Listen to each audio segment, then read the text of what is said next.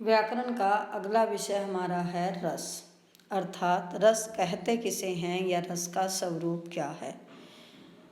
काव्य को पढ़ते, सुनते या नाटक आदि को देखते समय जिस आनंद या सुख की अनुभूति होती है उसे रस कहते हैं। अर्थात कविता, कहानी, उपन्यास, नाटक इत्यादि को पढ़ते, सुनते और देखते हुए जिस आनंद की प्राप्ति होती है या जिस सुख की अनुभूति होती है उसको हम रस कहते हैं।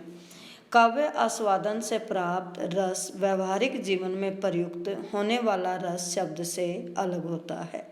यह व्यक्तिगत संकीर्णता से मुक्त एवं अलौकिक होता है। अर्थात जब हम कहानी पढ़ते हैं या काव्य पढ़ते हैं या नाटक देखते हैं तो हम अपने व्यक्तिगत सुख दुखों को भूल जाते हैं और उस पात्र में लीन हो जाते हैं या उस पात्र के सुख दुख को अपना सुख दुख मानकर सुखी या दुखी होते हैं और उस समय हमें जो आनंद मिलता है उसको हम रस कहते हैं। तो रस की जो परिभाषा होगी वह यही होगी कि काव्य को पढ़ते समय जो हमें सुख मिलता है, अर्थात रस शब्द का सामान्य अर्थ है जल, स्वाद, आस्वाद का ज्ञान अथवा आनंद होता है।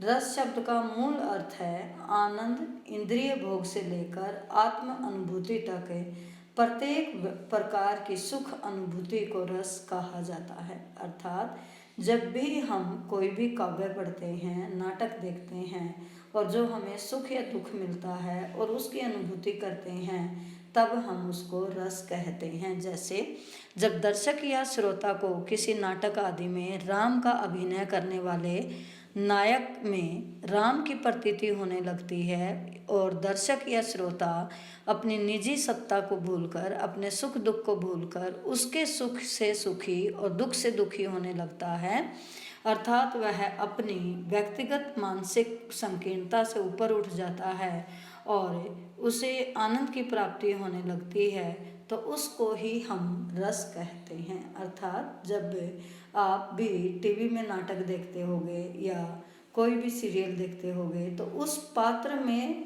लीन होकर या उस पात्र को सुनकर जब आपको सुख या दुख की अनुभूति होती है तो उसे ही रस कहते हैं। अर्थात ध्यान से सुने कि काव्य शास्त्र में रस कहा किसे गया है। काव्य, कथा अर्थात कहानी, नाटक, उपन्यास आदि के पढ़ने, सुनने या देखने या उसका अभिनय देखने से जो आनंद की प्राप्ति होती है उसे हम रस कहते हैं। अर्थात जिससे आनंद मिले वही रस है। यह रस का सामान्य अर्थ है। साहित्य के पठन पाठन से जिस आनंद की अनुभूति होती है वही काव्य शास्त्र में रस कहलाती है, रस कहलाता है।